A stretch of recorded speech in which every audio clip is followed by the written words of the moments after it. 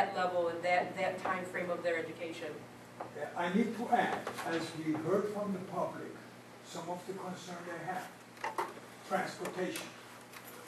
We haven't started talking about, but we know what the parents think. And we're going to try to accommodate as much as possible. We are planning that to have a special program for all 5th grade parents and 5th grade kids. 6th grade parents, 6th grade kids, 7th grade parents, but these are all new. And anybody who's familiar with our beautiful middle school, which is Moncard Intermediate, there are houses in there. There are 4 houses. And for safety and for anything else, 5th graders are going to be by themselves, 6th graders are going to be by themselves, 7th graders are going to be by themselves. And we try to use the model of child-centered program rather than doing the high school level that the kids move all the time, every hour, and this, we're going to make sure that they are taken care of by their teachers, they walk with their teachers, and so forth and so on.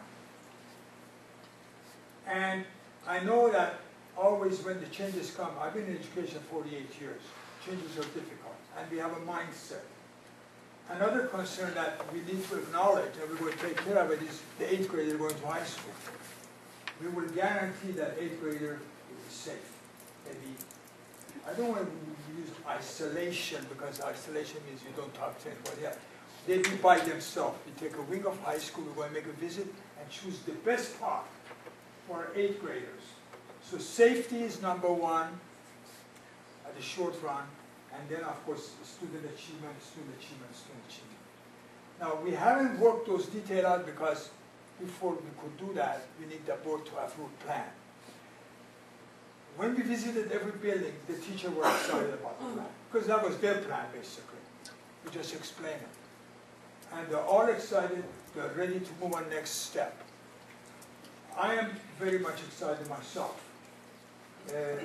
Been in education, I said 48 years, this is a very good plan, it's a solid plan, it's not a fad, it's something that would benefit and takes Wheeler on to the next step.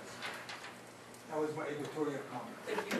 Thank you, Dr. If a couple of the people from the committee would like to speak, since this is a discussion and they're part of the committee, President Garrett said that that would be all right. If we don't want to put you on the spot, but Mrs. McDaniel, if you'd like to speak a little bit on the pre-K, the primary learning center, you're welcome to. If you'd like to speak on the elementary 2-4, you're welcome to.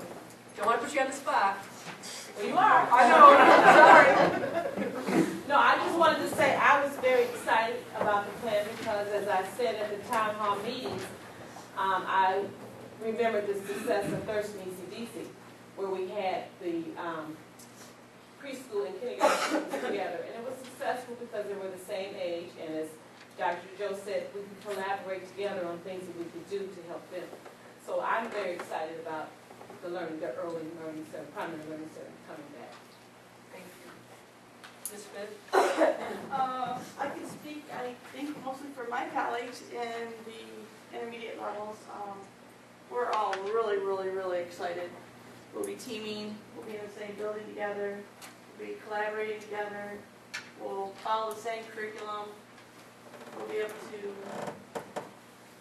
give our parents notice about our field trips that we'd like to do throughout the year, because hopefully we are bringing our field trips back, and we're just really excited. We think it's really positive. We've been trying to do our grade level meetings in the last 2 or 3 years. We've got to meet with you once or twice a year. Being in the same building, they'll allow us to work collaboratively together long term. So we're really excited about it. Thank you. Any of the administrators have a word? You did a good job. Okay. Oh, thanks. Thank you. Anybody else? Can I say something? Yes, Mr. Martin.